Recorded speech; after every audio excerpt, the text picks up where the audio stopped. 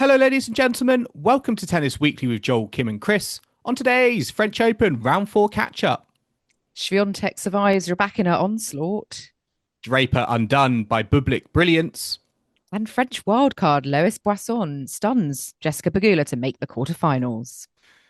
Kim, today is the 2nd of June, and we are here to catch up on round four of the French Open at Tennis Weekly HQ, brought to you by Property Hub Invest. It is sad times at Tennis Weekly HQ, Kim, because we're coming straight off the back of an unexpected defeat for Jack Draper by, we have to say, the brilliance of Alexander Bublik and his drop shot. But yeah, it's a bit of a kick in the teeth because both Brits that were left in the draw, in the singles draw, Draper and Norrie, both sadly can look forward to the grass court season now. Yeah, I was hoping we'd get one of the two going through. And of the two, I did think Jack Draper was the more likely candidate. But a lot more likely. I mean, Bublik started well out the blocks. We thought, oh, this is a different Bublik to what we might have been expecting. But when Draper won the first set, 7-5, I thought, okay, he's weathering the storm. He's still going to do it. I have confidence. But Bublik just even stepped it up another gear. And what we saw from him today was not indicative of his current ranking of 62. I think that's fair to say. He was playing, but it is indicative of Alexander Bublik, I would say. Yes. So yeah, we're going to be getting into that, of course. We're going to be talking about Iga Swiatek's big win against Elena Rybakina. The French wildcard, Lois Boisson, what a story this is. Stunning Jessica Pegula in 3 sets. We both watched this earlier, which we're going to be also talking about. I mean, elsewhere, Coco Gauff is through, still has not dropped a set. Aryna Sabalenka is through, still has not dropped a set. Frances Tiafoe, out of nowhere, is into the quarterfinals. I'm still trying to get my head around that one as well. But yeah, lots and lots to come. Oh, and also collect a set, Kim. I know we've got our mid-tournament update. Mid-tournament update. And listeners, it is a historic collector set, but I'm gonna that's all I'm gonna say. You're gonna need to listen to understand why it is a historic collector set. Our Roland Garros coverage is brought to you by Property Hub Invest. If you're looking to build a successful property portfolio without the stress of going it alone, Property Hub Invest could be exactly what you need. With over 13 years of experience and trusted by the Sunday Times as weekly property columnists, the team behind Property Hub Invest have helped thousands of investors build hands-off, high-performing portfolios. They source buy-to-let opportunities you won't find anywhere else, complete with exclusive investor discounts, then guide you through every step so you can invest with confidence and grow your wealth the smart way. So if you're serious about property, head to propertyhub.net/start to take your first step. That's propertyhub.net/start. The link is in the description. Let's start, Joel, with Jack Draper, because, I mean, we started talking about it already. I got carried away. I was so excited, and frustrated, I guess, at how well so angry played. Yeah, we've seen this from him before. He's very up and down, hit and miss. If he consistently played like this on the tour, he would have won a lot more the top 10.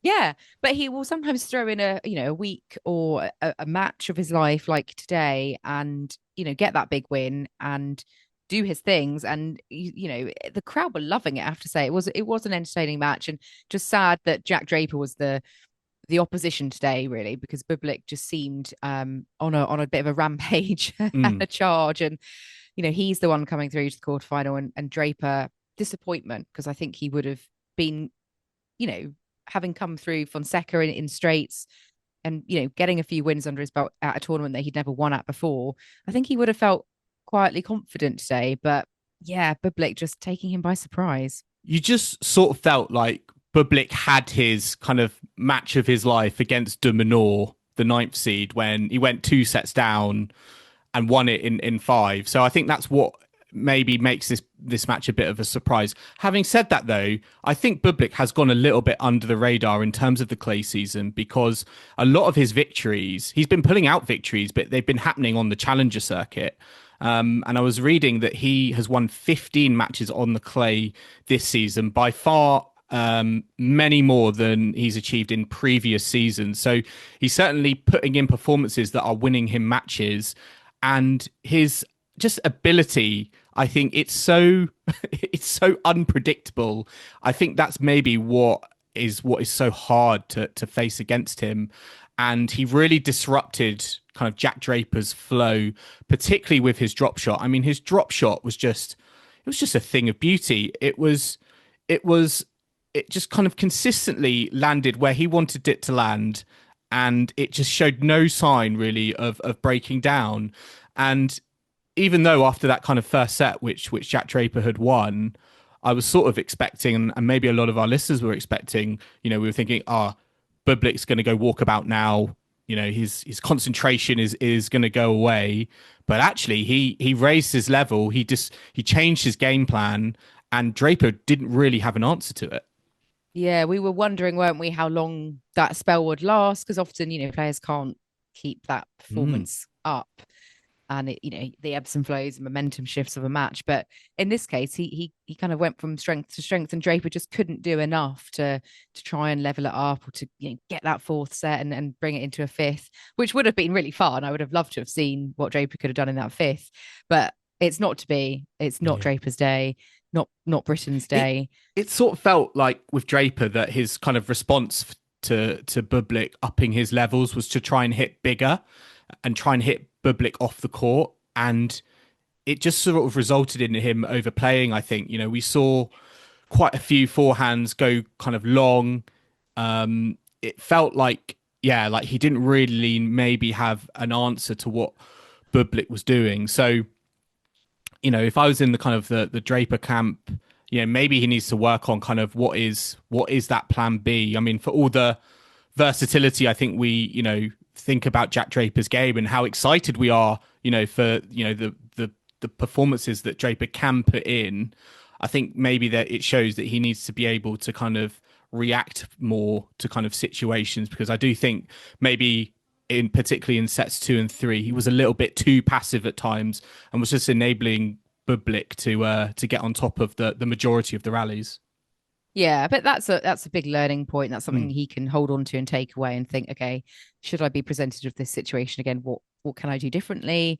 And we have to remember that Draper had not won a match here before, so he's got 3 under his belt. We've reached the 4th round here. That's still still better than last year. So he's still gained ranking points. How would you mark that then? Is that respectable, given, as you said, he had never won a match at Roland Garros coming into it? Or do you think, as the 5th seed, reaching the 4th round, losing to someone ranked outside the top 50, where do you think Draper's head will be at? I think, given it's his first slam coming in as the 5th seed, I wouldn't sort of be too down in the dumps about it all. But I think if this becomes a pattern where he's just not justifying that seeding and reaching the last 8 and getting to face the likes of Jannik Sinner, who he would have faced. Sinner's not played Rublev in the night session as we're recording this, but I'm pretty sure it's going to have been Sinner. If that becomes a pattern, then I think we'd have to sort of think, okay, why are you not performing at the slams? But I think this is the first time. I think it's okay to give Jack that bit of breathing space. And yeah, I think there's definitely positives that he can take from this tournament. And I think sometimes at the end of the day, you just have to think, oh yeah, it was an inspired performance from my opponent who was not playing at what his rankings suggest. So on paper, it looks like a bad loss, but for those in the know, it's not. Bublik's not a new kid on the scene, is he?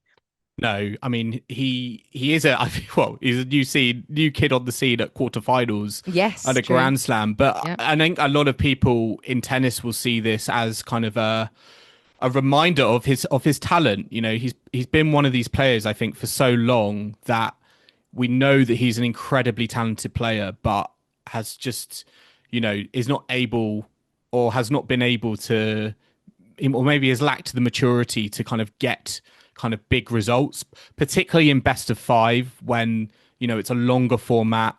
It's kind of tests you a lot more, I think, mentally, and that for a lot of people is kind of one of the weaker sides of his game. But in this match, I was just so impressed again by how well he kind of stayed in the moment and stayed switched on kind of through the whole match. He didn't let anything phase him. And I felt like he is a born entertainer. He is that sort of Gael Monfils character. But here I thought we saw, a bit of almost like a serious and Alexander Bublik. He knew he knew the stakes at play. He maybe probably thought, I'm not going to get too many of these opportunities. So I'm going to go out there and play my game, which is what he did. And now he's found himself in the quarterfinals of a Grand Slam for the first time.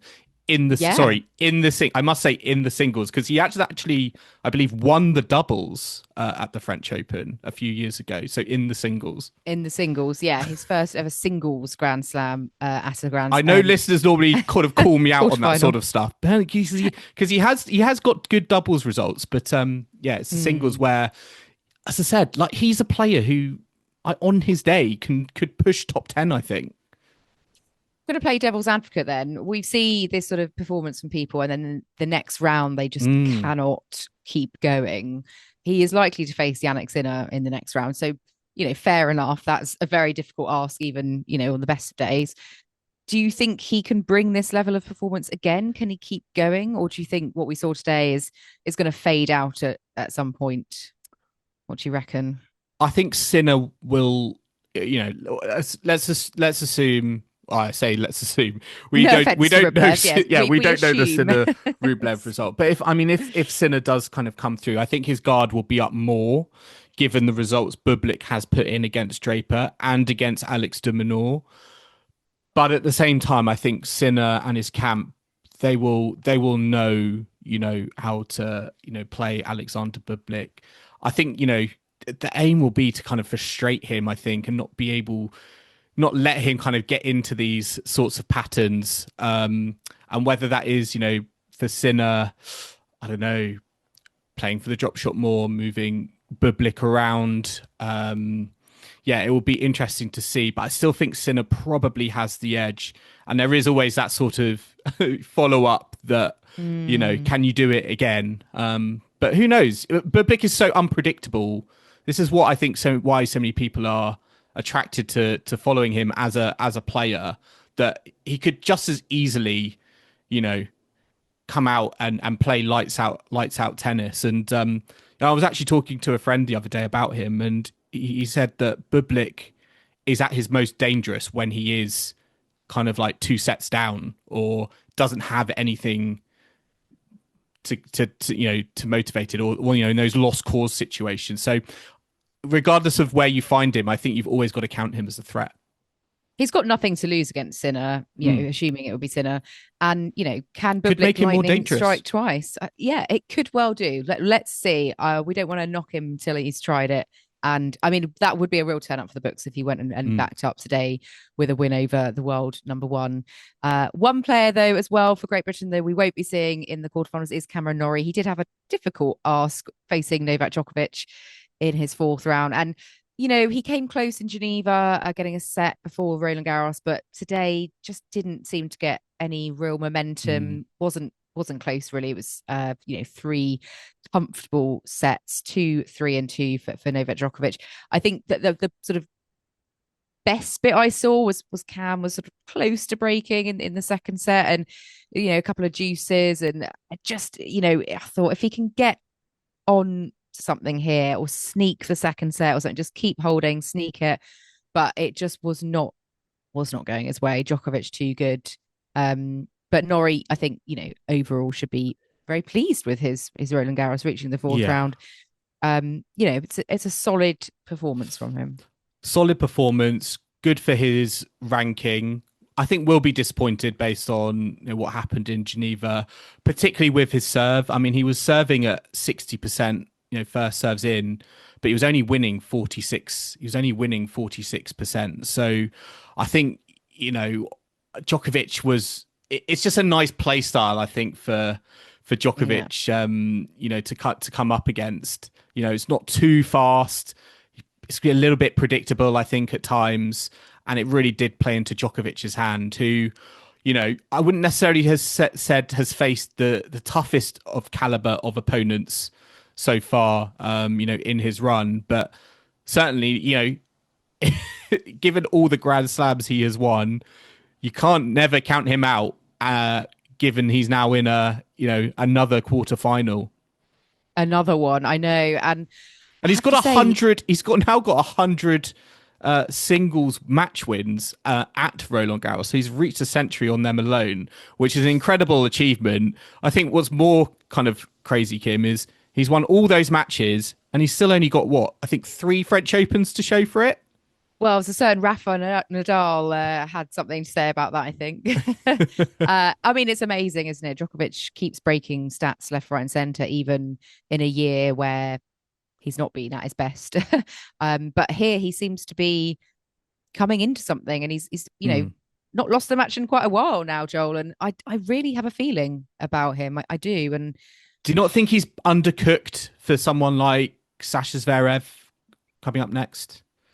I don't know. With Zverev, he's not been playing the greatest tennis in the world, has he? And he came through in a weird one today.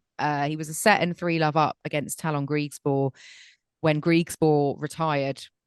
Basically, in the morning when he'd been sort of warming up, he pulled his abdominal muscle and tried to play. He said he had a scan, but it didn't show anything. So he, went out into court.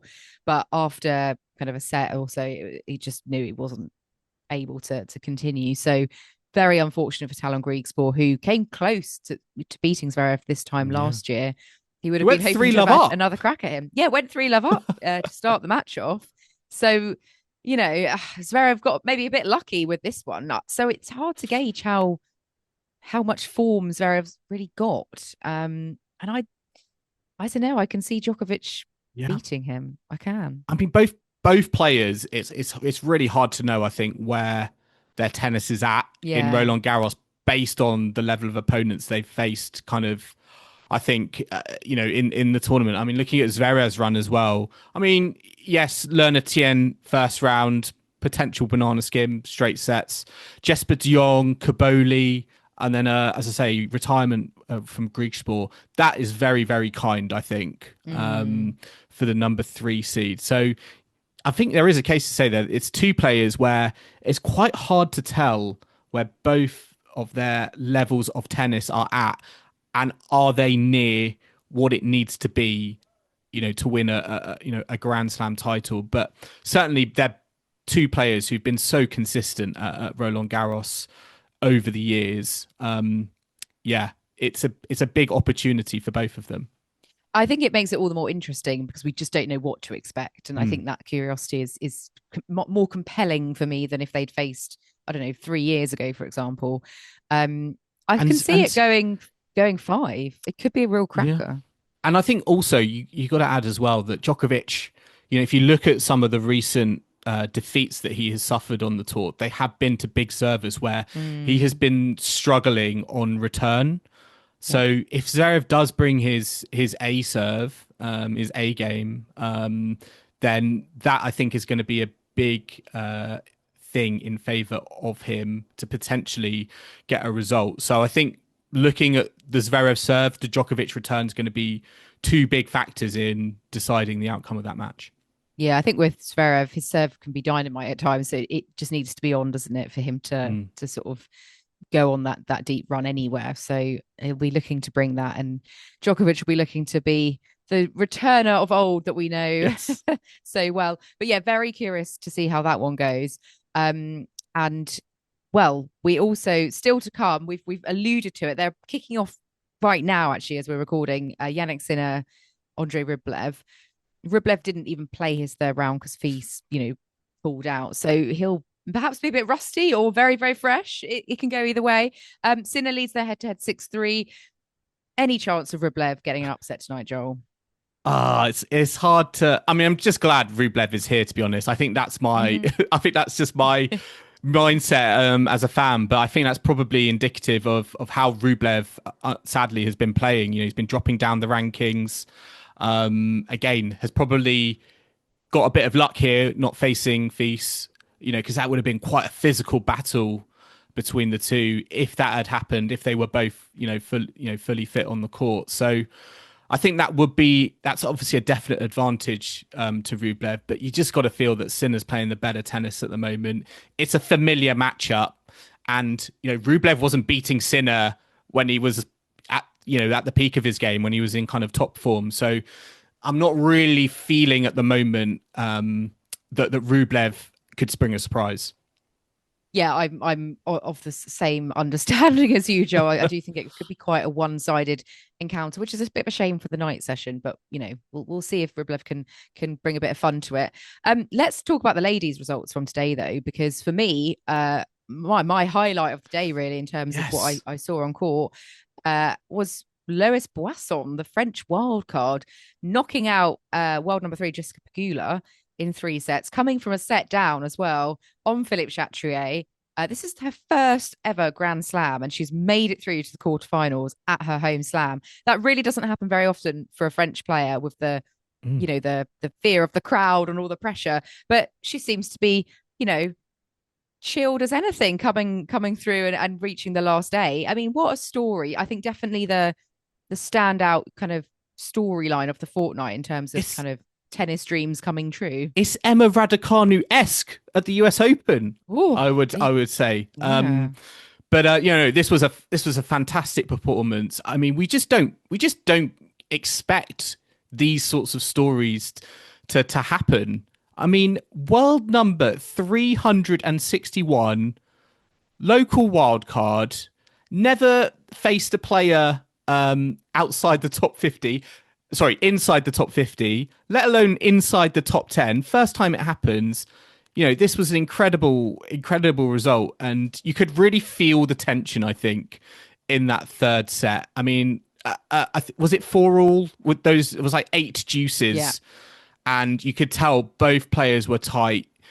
Boisson felt like, she was on the cusp of something huge, and with the crowd as well. I was just very impressed with how she didn't let the crowd kind of engulf her or affect her play. She sort of rose to the occasion, and it's surprising because Jessica Pegula is not necessarily a player we connect, I think, with surprise results to players that are below her or so below her, in the rankings. So I do wonder if that had an adverse effect on her as well in terms of that kind of that fan element, because she's sort of a player who we expect to get to a quarter or a semi and then lose to someone who's kind of a seed around them. But incredible result from Boisson, and I just wonder, can she kick on from here?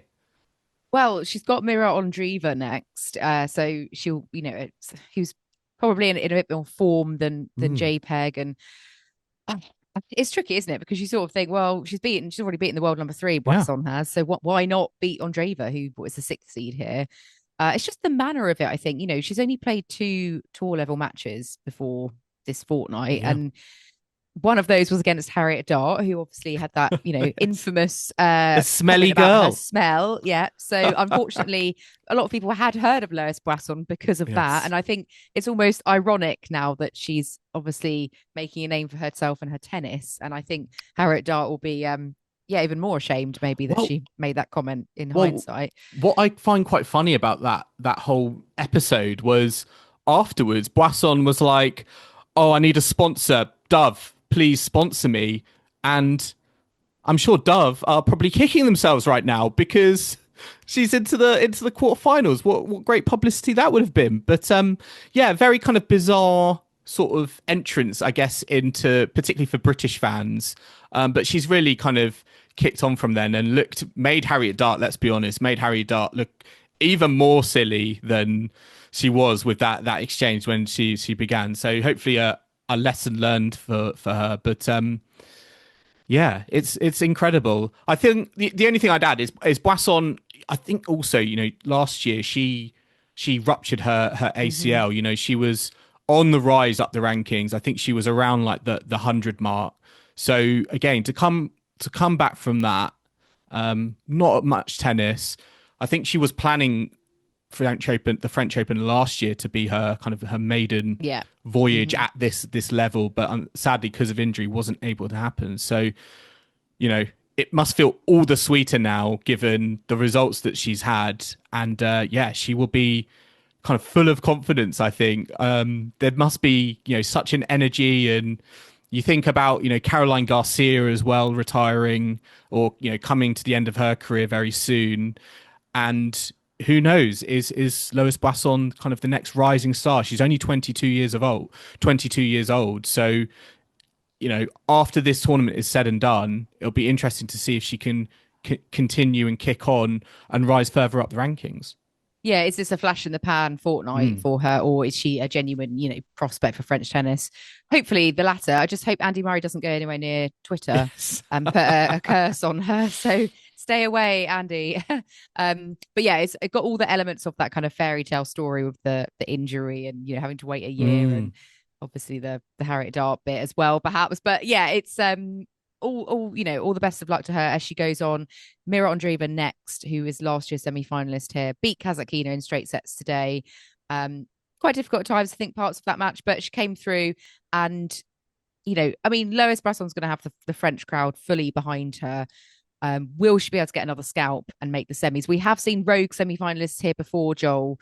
I remember the year when we had Nadia Podoroska here. Oh, yes. For example, Martina Trevisan. So it is you do get the odd form there, yeah. Real surprise. So we'll see if she can go even further. I love a Podoroska reference on the pod. That's a blast from the past. Hasn't been a Podoroska reference probably since she made this that. This is the only time we can bring it up. Where is Podoroska now, I wonder? But I wouldn't be surprised if Andreeva puts a stop to her. I think if she gets out the blocks, early and kind of dismantles Boisson, I think, that's what she needs to do. But because I was very impressed with how Boisson, came back from a set down today and didn't sort of lose heart when Pegula went and took that early lead. But we will see. We'll see. Can the fairy tale continue? Over on the other side, we've got Coco Gauff setting up a quarter with Madison Keys, an all-American clash there. Obviously the Americans have had a lot of players going quite deep here, and Gauff and Keys, able to get the job done where Pegula wasn't. Gauff came through against Alexandrova 6-love, 7-5 today. Still hasn't dropped a set.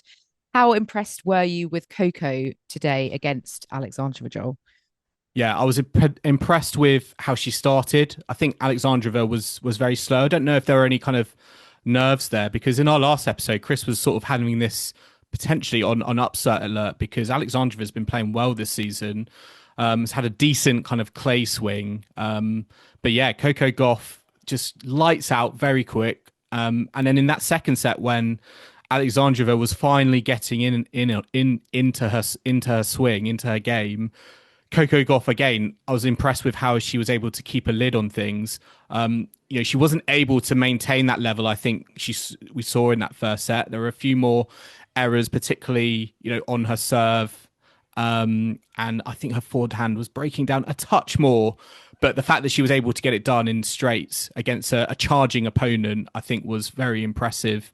And I think from Alexandrova's perspective, I think she will maybe be a little bit disappointed with how many unforced errors she left on the court. I mean, 35 in total. Yeah, the start particularly, you just can't give those sorts of sets and that sort of momentum to someone like Coco Gauff. And although her forehand, I think in particular, came into it a lot more in that second set, it sort of felt a little bit too little too late in terms of the context of the match.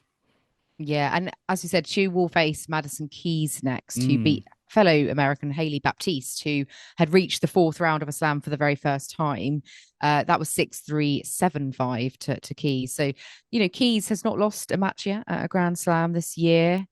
She's definitely proved a lot of our collector setters wrong, including myself, which we'll cover in the next half. Any Keys Gauff? Do you think it's very tough? It's very tough. I mean, Coco Gauff is just such I'd say is maybe the more natural of the clay quarters between the two of them. She plays so well here. So maybe she has a slight edge. I mean, just looking at their head-to-head, Madison Keys actually leads it, and their one result on clay, which was in Madrid last year, Keys took it 6-4 in the third. I mean, it was a real tight contest, 7-6, 4-6, 6-4. So I wouldn't be surprised if we're in for a similar sort of match, because they do feel like they're two well-balanced opponents. They're probably very familiar with each other's games. I just think from a Coco Gauff's point of view, she just needs to be able to make sure that she can keep the error count down, because we've seen a few times this season where it's gone a bit awry for her quite quickly not necessarily seen that as much in Roland Garros. And I think her defensive capabilities are really, important when it comes to when it comes to her play, and maybe against someone like Madison Keys, who's going to be ultra aggressive.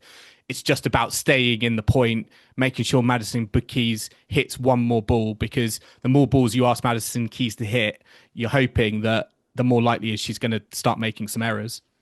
Yeah, I look forward to that one. I think it could be quite a fun type match, and I think that's it's quite a nice prospect, I think, lined up. And like you said, they know each other's games so well that could bode well for some popcorn tennis, perhaps. Just a nod to Hailey Baptiste as well. First time in the fourth round. She's at a career high ranking at the moment in her career of 70. So I think one to watch. I'm curious to see how she'll do on the grass.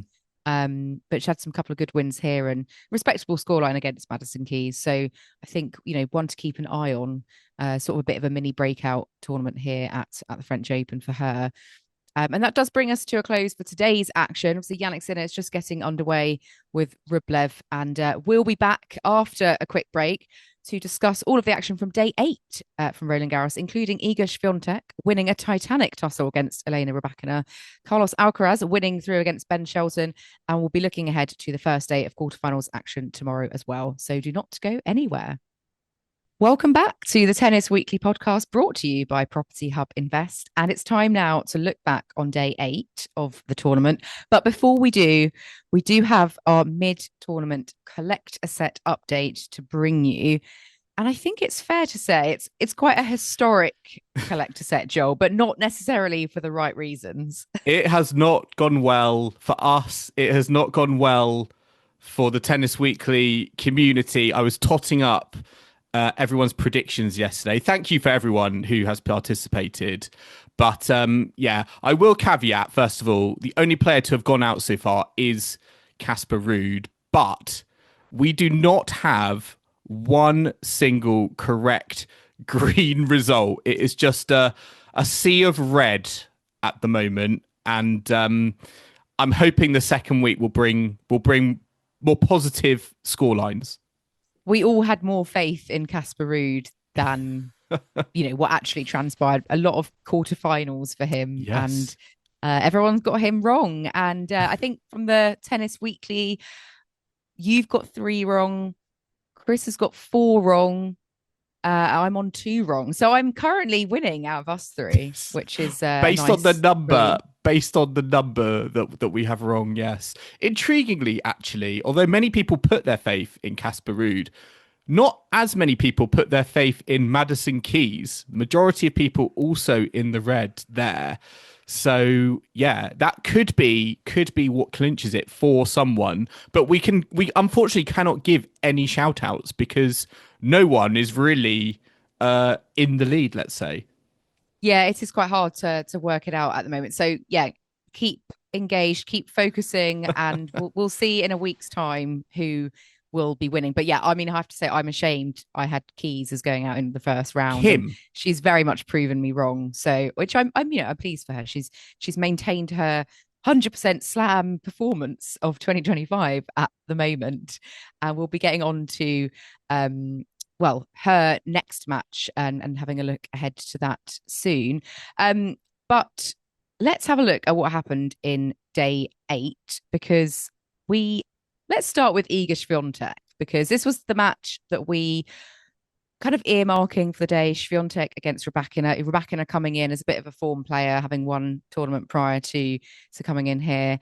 And I have to say, it did look at one point like Rybakina was going to get the win, didn't it, Joel? Because she was 6-1 to love up over the defending champion. Yet... You could just feel the press were ready. They had the news, the news article ready. The headlines were getting printed. I mean, it was a set and a set and a breakup, I think, for Rybakina. And I think majority of us, even just general tennis fans, were kind of looking at it being like, this is going to be a procession.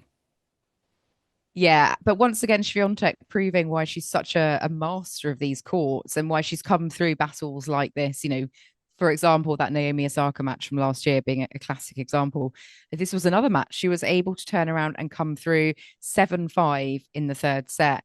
I think, though, in that second set, it kind of came down to that smash that Rybakina missed, and that kind of allowed Iga to level it up. And I just felt like that was like the start of it. And it was a bit of a mammoth third set, wasn't it? But she came out on top, got the job done. And I think that will only make her stronger going through the rest of the tournament now. She's made her 6th straight quarterfinal, and, having to draw upon those reserves of being a champion here, I think that's what she's actually maybe needed to kind of elevate her game here. What do you think? I mean, I still don't know. I'm still not sure. I personally think that, as well as Iga Swiatek did to come through the match against Rybakina, I still think it was on Rybakina's racket, and her level just dropped significantly, from set one. I mean, if you look particularly at her service, her first serve, it just fell off a cliff in sets 2 and set 3, under 50%. I think she was at 43% first serves in set 3. And although Swiatek, I think, did really well to kind of stave off break points, and maybe there's an argument to say she played the bigger points better, but at the same time, the way that Rybakina started, it makes me think that she really dropped the ball when it comes to kind of from set 2 onwards and trying to get the job done. So against another player that comes firing out the blocks like Rybakina did, that doesn't let their level drop, Swiatek wouldn't have got through. That's then kind of the question I'm sort of left with, in terms of the fact that, good for Iga Swiatek coming through the draw into another quarterfinal, but I still feel like the questions remain with regards to her game and her form, because in that first set, it was just so one-sided. I mean, 6-1, it was looking, for all intents and purposes, it was going to be a bagel. It was going to be 6-love. And to think that was going to happen to Iga Swiatek, the Queen of Clay in Paris at Roland Garros, was, I mean, it was unfathomable, really, before the tournament, before this clay season. So there's still a few questions for me there, personally. So do you still think that she can win Roland Garros, Swiatek, this year, given how she's been playing? I mean, I think she can win, based on all of the previous matches is here, and then this result as well. Even if she wasn't necessarily playing her best, the fact that she came back and responded from being 6-1 down in the first set does show mentally what a strong character that she is. And there's been multiple times in the clay swing when she has suffered such a massive deficit and has kind of ultimately been able to pull through. So I certainly think that she can take a lot of confidence from that for her kind of mental side of her game, but I still worry about the actual tennis that she is playing, and the types of opponents that kind of face her across the court that she could run into if she wants to win another title. Because if we think about a Sabalenka, for example, I think she's going to be more consistent and be able to kind of keep that level that Rybakina was playing with for longer. And I think it might be too much, for this sort of Swiatek. But I will say, though, it was very, very impressive to see her kind of pull through, because I certainly was someone thinking, this could be a whitewash. Yeah, I just always feel with multiple Grand Slam champions, especially on a given court and tournament like Swiatek, that they can have an off day, they come through, they win ugly, and suddenly they find themselves in a quarter semi-final and they suddenly just switch gear. And therefore, I still wouldn't be surprised if at the end of Saturday we're maybe seeing her win the tournament for the 5th time. I'm putting it out there. Okay. Well, in that case, I will put it to you. I might be in the then. minority this year. with this result, do you think Iga Swiatek is now the favourite for Roland Garros?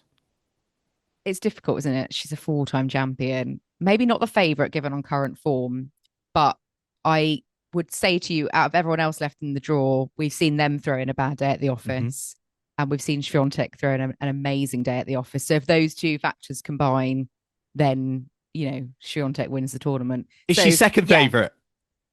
Oh, yeah. It's just is so she hard third to count favourite? a 4-time Where do you place her? Where do you place her now? Because I do think we were thinking in the about top her 3. in the top 3. Yes, I would say so. Yeah. Interesting. Okay. Yeah. Even though she's the fifth seed coming in. Yeah, she's a 4-time champion, Joel. Okay. That counts for something. It's got to. Well, Jessica Pegula no longer here, so. No, exactly. And as we discussed earlier today, so yeah, it was a tricky win for Swiatek coming in against, Rybakina, one of the, informed players coming in. But she got the job done. We'll live to see her fight another day. And what do you think this does to put into context kind of her clay season, like pulling this result out of nowhere, probably her best result arguably really of the season given the circumstances. How impressive is it? And do you think almost like we're were wrong to kind of doubt her in the build up, given that we almost were kind of, I don't know, maybe a few of us, including myself, were guilty of writing her off, but actually it goes back to maybe that sort of old adage of like form is temporary, class is permanent. Yeah, I think even if she loses to Svitolina tomorrow, for example, I think it will be a respectable Roland Garros. And I think even if you look at her clay season as a whole, she hasn't been losing first round every tournament. She's made semi-finals, for example. It's just we expect such a high standard, which she set the bar so high for us that it always seems like she's underachieving. But if by anyone else's standards, this would be a perfectly respectable season. And I think even as a 4-time champion, were she to lose to Svitolina, make the quarterfinals here, that's still kind of retrieving a respectable result from. Do you think that's respectable for a 4-time champion? Well, I mean, I'm just thinking, Rafa is a multiple-time champion here, comparing things. There was a year where, he lost in the quarterfinals, for example. Djokovic knocked him out, and yes, it's not great, but it's seen as, could have been worse. It could have been the first round, like he fell by the wayside at Wimbledon a few times. So I think, there's certain levels, you making the second week, you down to the last 8. I think that's kind of ticking a certain level of box, even if, obviously what we come to expect from Swiatek is very different usually. Do you think like one result kind of can change everything? Because before we were talking about, she needs a break. She needs to change her coach. She needs to get rid of her sports psychologist. Do you think this eases the pressure a little bit, even if she were to kind of go out in the quarterfinals? Do you think this result alone, given, Rybakina was coming into this in form, with a title in the lead up, do you think this eases the pressure on her team slightly? I guess so. I think just got to take it one match at a time, really. And I do think that, it's she's got Svitolina next, which we'll get on to, her sort of fourth round in a second. Could have been Paolini. It's going to be a tricky one, but Swiatek's got that experience, that edge. And I think, she can't keep winning this thing forever, like year after year after year. But even the great champions, they sometimes have a year or two where they're not quite at that level, and then they'll, come back and win it again. She's certainly going to win more Roland Garroses. I think she's too good not to, whether it's this year, but I think she'll be back at the top in the next, foreseeable.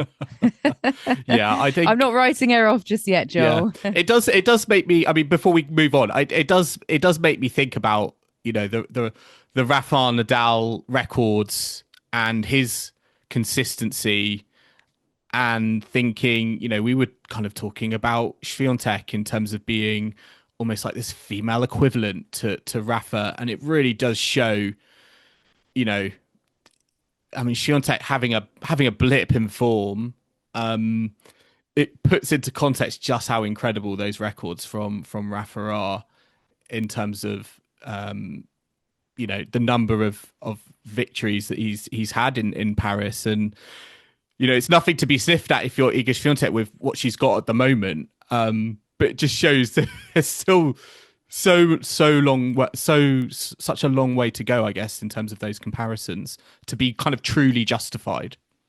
Yeah, it's early days. She's a big Rafa fan herself. I don't think she would want to be put in that same sort of category, really. But I would say that sometimes we've seen people win slams from those matches where they've just managed to scrape through, saving match points, and sometimes that can be the push up the bottom that they needed. And I just wonder if that Rybakina match is that for her. But another player, Joel, that has scraped through the fourth round was Elena Svitolina, who will face Swiatek next, and she had to save 3 match points to beat Jasmine Paolini, just shy of 2.5 hours. She was 6-4, 4-1 down. And again, another match similar to Swiatek Rybakina, looked like it was going one way, and it ended up going another. And I mean, Svitolina, we've seen her at this stage of a Grand Slam before. She's been around a long time, very, very experienced. But Paolini coming in as the Rome champion, in-form player again, stopped by a stalwart of the game, I think you could say. Yeah, you just wonder if Jasmine Paolini's just played too much tennis over the last few weeks. I mean, four weeks non-stop, singles and doubles at all those tournaments. That is going to catch up to you at some point. And it felt to me, particularly in that third set, it did. It went away from her very, very quickly. She started so well. Her forehand was so on point. I didn't feel like Svitolina really knew, what to do, going up a break twice. But it just shows, again, I think with Svitolina, she's such a hard competitor. She really does make you earn it. And although she was, always kind of chasing, particularly across the first and second set, once she was able to kind of break Paolini in that very tight tie break, things got away from the Italian quite quickly. Yeah, that third set, 6-1 it was to Svitolina after she came through the tie break in the second set. And Paolini, that forehand, it had been so strong at the start, and then it just kind of collapsed almost, and just, her unforced error to winner ratio was completely flipped, and it just, she kind of ran out of steam. Like you said, I think maybe a case of too much tennis, like not forgetting she also won the doubles in Rome as well. So she's played a lot and was defending, runner-up points here from last year. And I was wondering, could she reach that stage again? She's been playing some, neat tennis, but Svitolina just kind of overpowering her, tiring her out towards the end. And once it went into that third, she ran away with that final set. And kudos to her. We saw Madison Keys save those match points against Sofia Kenin the other day, and this is what the really experienced players who've been at this sort of stage. Do you think Svitolina will pull it off? Do you think Svitolina will pose a challenge to Iga Swiatek? I think so. I think she will, but I still would go probably Swiatek for the edge. But I mean, Svitolina's time, it's got to happen at some point. We saw Madison Keys finally win a slam earlier in the year. Is this the year of the people that were almost rans and almost ones? And is it going to be like their year, maybe? Yeah. Will that inspire the likes of Svitolina to come through and finally get over that final edge? I don't know. Yeah. She's been looking pretty sharp. Yeah, she has. It will be another test. I feel like Svitolina's play style maybe suits Swiatek a bit more than, say, a Rybakina. So yeah, it'll be an intriguing match. I mean, Swiatek leads the head-to-head 3-1. So yeah, I feel like you got to give Swiatek the edge, even though maybe Svitolina's been playing the better tennis over the clay swing, just because I think of that result against Rybakina. I think that's just going to give her so much confidence, and it wouldn't surprise me if we see a different sort of player come out in the quarterfinals.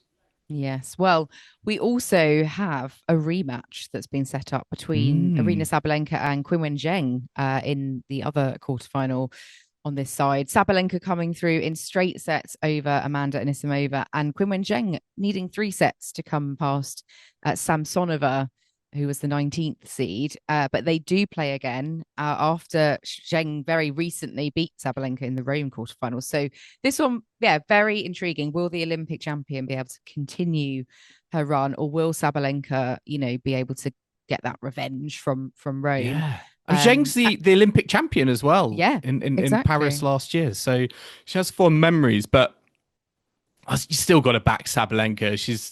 She's been so, smooth, and, with Anisimova as well, a tricky customer, a player who has a superior head-to-head record against her, but she didn't necessarily let Anisimova's tennis phase her. So I'd still give Sabalenka the edge. I think she's got a bit too much kind of power, or just a little extra level that maybe misses from Zheng's game. But having said that, if Zheng's game is completely 10 out of 10, is completely on, then I do think she can trouble Sabalenka like she did in Rome. I just wonder if actually going out in the quarters was a very good thing for Sabalenka, to give her kind of that rest and recharge that she needed before potentially winning a maiden French Open. Yeah, exactly. And Zheng, she dropped a set to Samsonova 6-1. I question marks about the consistency of her level when you're coming up against the world number one and Sabalenka, a player who, yes, she beat in Rome, but before that you weren't able to get a win, and quite a few of their matches have been quite one-sided as well. So I would go with Sabalenka, I have to say, despite Zheng's run here at Roland Garros as the site from the Olympics last year. She's obviously on quite a win streak here, but yeah, I think you've got to be coming through the likes of Samsonova maybe a bit more comfortably. And it was quite tight, but I think Sabalenka for me. She's looking good. I mean, her set score line: 6-love, 6-1, 6-1, 6-3, 6-3, 6-2, and then 7-5, 6-3. I mean, it's been very, very comfortable. Coco Gauff's also not dropped a set in this tournament. They've both looked very, very comfortable. But I do think Zheng is capable of being Sabalenka's first proper test. Yeah, which she will need should she want to obviously win the title. You're going to need a test at some point. You want to be battle hardened for the latter stages. Maybe Zheng is just going to be that sort of foil and give that opportunity to Sabalenka. I think Anisimova gave her a little bit of one, and then sort of it will ramp up with the quarterfinal. But fully expect Sabalenka to come through. We'll get onto some maybe official predictions later, Joel. But let's have a look at the men's action from day 8, because we had Carlos Alcaraz coming through against Ben Shelton. He did drop another set though. He's been, shedding sets here and there. It's fair to say, not his. He wants to give the fans tennis. What they want. He wants value for money. Yeah, he's wants to give them a bit more action. Yeah, 7-6, 6-3, 4-6, 6-4. He came through. He will then go on to play Tommy Paul, who won in straight sets over Alexei Popyrin, 3-3 and 3, which I do love a symmetrical scoreline. It's so pleasing on the eye. But yeah, what did you make of Alcaraz's performance? Because yeah, we've seen him shed sets, and 2 sets up. He's dropping the third set. Is that going to, come back to bite him, really sort of expending that extra energy that you might think, do you need to sort of expend that? Should you be a bit better at just getting the job done in 3? I'm not so sure with the Ben Shelton result, because I thought Ben Shelton was playing some fantastic tennis. I mean, that first set between them and that tiebreak, there really was, nothing to separate the two of them. Alcaraz coming through 10-8 in that tiebreak. So I think you got to give Shelton some credit here with the way he did push Alcaraz, and I was impressed with how he brought his game to the clay court. But it'll be interesting, I think, with Tommy Paul, because I felt like he needed that result against Popyrin to be straight sets and be completely easy, get off the court and just kind of relax, because he's been through the ringer, it feels like, in week 1, 2, I think 5-set matches. He's played a lot of hours on in Paris at Roland Garros already. So I still think Paul, again, maybe looks at some of the Alcaraz results and think there is some weaknesses to exploit. And maybe he's also going to think that, the further the match goes on, it's not necessarily Alcaraz who's getting stronger. Actually, might be Alcaraz getting weaker, and it might be my opportunity. So even if Paul does lose the first set against Alcaraz, I think what his opponents have showed, it doesn't necessarily matter, because it feels like Alcaraz is just having a mid-match wobble with each round.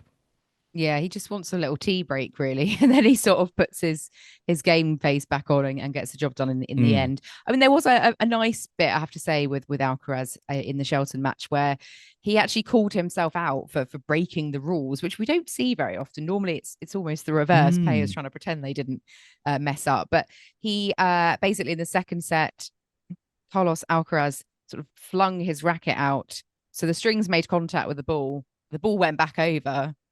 He was, awarded the point, but he did own up and say, "Oh no, my hand was not holding my racket when the racket hit the ball." And you have to be holding on to that racket for it to be a valid shot. So Shelton obviously got the point. And yeah, it was a nice, very sporting moment from Carlos Alcaraz, and something, maybe we would like to see more in the tennis world. I've not seen this sort of thing happen before, in terms of the circumstance of not holding the racket and yet still winning the point. I mean, is Carlos Alcaraz just that talented that he doesn't actually need to have the racket in his hand to win a point? But interestingly, I the obviously the video replays were there on the TV, not available to the umpire, but I don't think he actually. I mean, he obviously knows himself, but on the TV, I was looking at it with I was looking at the TV with like a microscope, and I was like, did he actually lose control of the racket? Because it didn't. It was very, if he did, it was very, very split second. But yeah, it was really nice to see from him, because it was quite a pivotal moment in the match. It gave a break point opportunity to Shelton. So for him to do that just kind of shows that, the test of character that he has. And I think you could see that the fans in the stadium really appreciated it. They were applauding it, and Shelton, I think, was very happy as well. But it was a nice moment, but a bit of an odd situation, because I've never actually seen that on a tennis court before. No, me neither. And I think Tommy Paul might be hoping that Carlos concedes a few more points that way, because looking at their head-to-head, Alcaraz leads at 4-2. Paul hasn't won since 2023, which was not on clay. I have to say, it was at the both victories came in Canada on the hard courts. Surprise. Yeah. So, Paul's been playing great. He previously, had just been out sort of first, second, third round here. He's got to the quarterfinals for the first time here. Testament to how well and how consistently he generally has been playing. But do you see any way that Tommy Paul is really going to challenge the defending champion here, Joel? I do think he can test him, and I think he can look to, a matchup like Draper versus Bublik, in terms of seeing, surprise results where, you expect, one player to come through quite easily or whatever, and there'd be a bit of an upset. I don't think we've had that many upsets with the top seeds so far. I mean, the Jack Draper result, probably the biggest one, but I do think there's an opportunity there. I think it might just come to how fresh and how fit he is feeling, because if I'm Carlos Alcaraz, I think I'm going to be trying to look to exploit, how much mileage Tommy Paul has done on the tennis court so far. I'll be practicing my drop shot, particularly, I think, in the build up in my practice sessions, because I think if he does get embroiled in kind of baseline rallies with Tommy Paul, I certainly think that's an opportunity where Paul can, get the advantage, because we've seen with Alcaraz, sometimes his forehand has been, misfiring, been leaking a few free points here and there. So yeah, I think Alcaraz, as long as he kind of has the right strategy, should be able to come through. But I wouldn't count out Tommy Paul just yet. No, I think he could make life difficult for Alcaraz in parts, and similar to Ben Shelton. He'll take some, inspo from that, but also, and he's got his truck as well. Yeah, upgrading his truck, maybe getting a second one, getting some spoilers, getting a spoiler or some spinner plates on the wheels. Yeah. Well, we also have another American player into the quarterfinals, because Francis Tiafoe beat Daniel Altmaier. Where has this come from? Yeah, I mean, Daniel Altmaier has a bit of form on the clay here. fairly tricky. But Tiafoe, putting him very much to bed in a fairly comfortable straight sets win. No one really talking about Tiafoe coming into the tournament, but he's solidly made his way through. A bit like Lorenzo Musetti, who he will play. Musetti coming through in the night session on Sunday against Holger Rune in 4 sets. But yeah, getting more comfortable as the match went on, really. 6-3 and 6-2 the last 2 sets there. So Musetti, Tiafoe it is for the other quarterfinal. Tiafoe leads their head-to-head 3-2 on the main tour, 4-3 overall. Musetti's won their last couple of matches. And, Musetti is the higher ranked at the moment. He's seeded 8 here. Again, both players coming through without too much fanfare this tournament. I think they've sort of been progressing through nicely. Where is your head at as we approach this one tomorrow, Joel? I mean, you've got to favour Musetti, I think. Tiafoe coming into this tournament not really had a great start to the season. He's now only 13-12 in terms of win and losses, 40th in the race. So it just shows he's been a bit out of form. And on the complete opposite end, Lorenzo Musetti's been playing some of the best tennis of his career. Cracked the top 10 for the first time.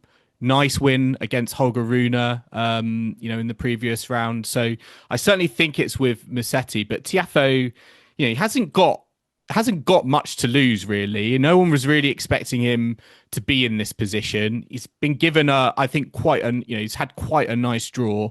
Safulin, Carreño Busta, Korda, and then Altmaier. Quite a nice run. Dropped a set. To be fair, I would say if you're Frances Tiafoe, and we know what Frances Tiafoe can produce, he should be beating all those players in straight sets. But having said that, I do think, Musetti will feel like the favourite. He's a more natural kind of clay courter.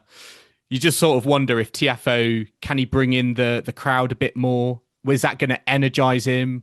Presumably it's going to be in favour of Musetti. So maybe he could use that to kind of spur him on, because I keep talking about Alexander Bublik, but I felt like he sort of revelled in the situation of being the challenger to Draper, having this big court, packed court, able to kind of show all his tricks, all of his, his mastery of the drop shot.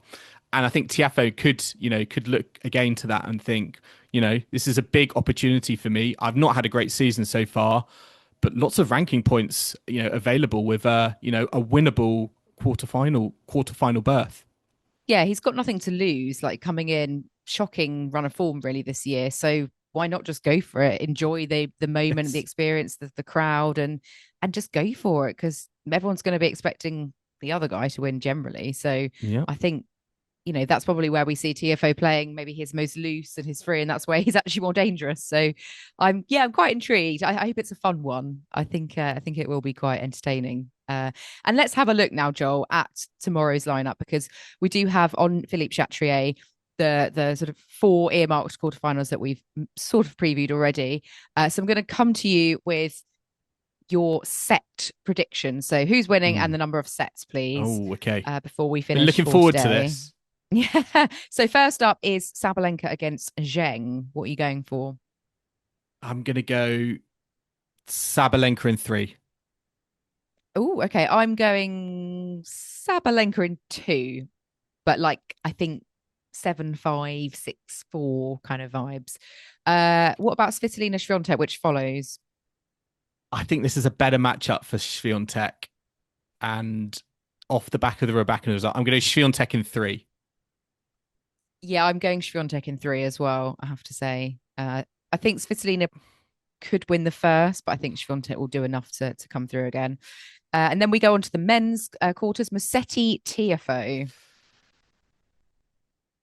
I'm going to go Musetti in 4. Yeah, I think Tiafoe's been the benefactor of a nice run to the quarterfinals, but I think Musetti is playing the better tennis at the moment. Okay, I'm going to go Musetti in 3, I think. Okay. Yeah, but I think it could be 3 tight sets. At least the first couple. And then last but not least, the night session is Tommy Paul, Carlos Alcaraz. What are you going for? The favoured night session. Are we going to get another Alcaraz wobble? I'm going to go I'm going to go with another wobble. I'm going to go Alcaraz in 4, but I think Tommy Paul might run out of steam in that 4th set. So it could be like it could be a long 3rd set followed by a very short 4th set. Yeah, I wanted to say Alcaraz in 4. That seems to be his style. This just Alcaraz in 4. Alcaraz in 4. Alcaraz in 4. So Alcaraz in 4 it is, and let's see how right or wrong we are when it gets to the end of tomorrow. But yeah, some great matchups there. I'm very much looking forward to it. And that does bring us to a close for our 4th round catch up, doesn't it, today, Joel? Yep, that does indeed. That wraps it up for our latest Roland Garros round by round catch up here at Tennis Weekly HQ. Hope you've enjoyed the ride with us. Remember to subscribe so you don't miss a moment of action from Roland Garros. You can find us on Apple Podcasts, Spotify, YouTube, and all your favorite podcasting platforms out there. And if you love what you're hearing, be sure to leave us a rating and review on Apple Podcasts or Spotify, and hit that like and subscribe button on YouTube. And you can stay connected with us on social media. We're on Facebook, Instagram, TikTok, YouTube, and X at Tennis Weekly Pod. And if you'd like to get in touch with the show or submit a question to our mailbag, then do drop us an email at tennisweeklypod@gmail.com or visit our website at tennisweekly.co.uk. And we will be back on Wednesday for our French Open 2025 quarterfinals catch-up, brought to you by Property Hub Invest. But until then, it's goodbye from Kim. Goodbye. And it's goodbye from me. Thanks for listening, and we'll catch you next time on Tennis Weekly.